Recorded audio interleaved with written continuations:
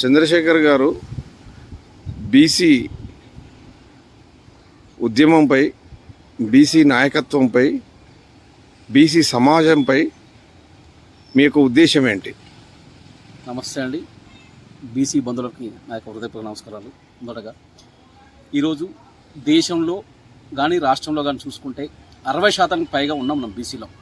మనం ఏమంటున్నాం, ఈ దేశం నేను బీసీ, ఈ దేశంలో నేనుతో నాకంతా బీసీలము ఎంత ఉన్నాము, అన్ని విధాలుగా వెనకబడిపోయినాం. ఈ రోజు నాటికి విద్యాపరంగా కానీ, ఉద్యోగపరంగా కానీ, రాజకీయ పరంగా కానీ అన్ని విధాలుగా వెనకబడిపోయి ఉన్నాం. అయితే మా వాట మాకు కావాలంటున్నాం. ఈ దేశ గల్లపెట్టమే మాకు అధికారం కావాలని చెప్తున్నాం. గల్లపెట్ట మీద వాళ్ళని కూర్చోబెట్టి మాట్లాడుకునేది ఏంది? అనుకోకుండా ఈరోజు ఇప్పటికి కూడా శాసనం వచ్చి 75 సంవత్సరాలు ఇచ్చినా కానీ ఈరోజు కూడా బీసీలకు సమానత్వ న్యాయం జరగలేదు. ఎక్కడ సమానత్వ న్యాయం కానీ, సామాజిక న్యాయం కానీ జరగట్లేదు. ఇలా ఉన్న రాజకీయ పార్టీలు చూసుకుంటే, ఉన్న ఏవి కానీ రాజకీయ పార్టీలు చూసుకుంటే అవన్నీ కూడా అగ్రకులాలకు చెందినవి. వాళ్ళది రంగు వేరే కానీ వాళ్ళ జెండా ఒకటే.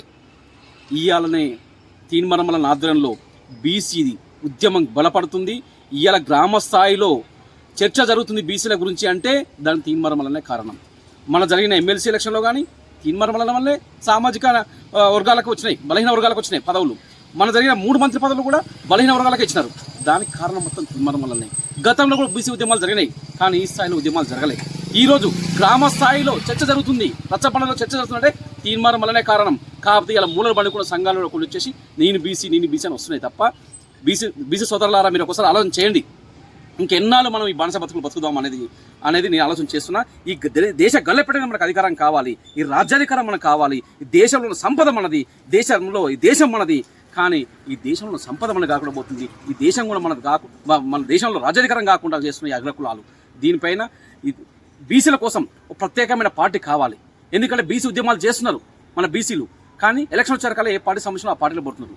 కానీ తెలంగాణ ఉద్యమం పుట్టింది, టీఆర్ఎస్ పార్టీ పుట్టింది. తర్వాత స్వాతంత్రం కోసం కాంగ్రెస్ పార్టీ పుట్టింది, సనాతన ధర్మం కోసం బీజేపీ పార్టీ పుట్టింది, తెలుగుడు ఆత్మగౌరవం కోసం టీడీపీ పార్టీ పుట్టింది. కానీ బీసీల ఆత్మగౌరవం కోసం, సబ్బండ వర్గాల ఆత్మగౌరవం కోసం, సబ్బండ వర్గాల రాజ్యాధికారం కోసం ఒక రాజకీయ పార్టీ అవసరం. త్వరలో రాజకీయ పార్టీ రాబోతుంది. బీఫామ్లు ఇచ్చే స్థాయిలో మనమే ఉంటున్నాం. మనము రాజకీయ పార్టీ గుర్తు కాదు చూడవలసింది, మనము మన వ్యక్తి మనోడా కాదని చూసి ఓటేసుకోవాలి. రాజకీయ పార్టీ గుర్తు చూసిన ఓటేసిన రోజులు మన బతుకులు ఇలాగే ఉంటాయి, మన బతుకులు మారవని చెప్పేసి ఈ సందర్భంగా మీకు తెలియజేస్తున్నాను.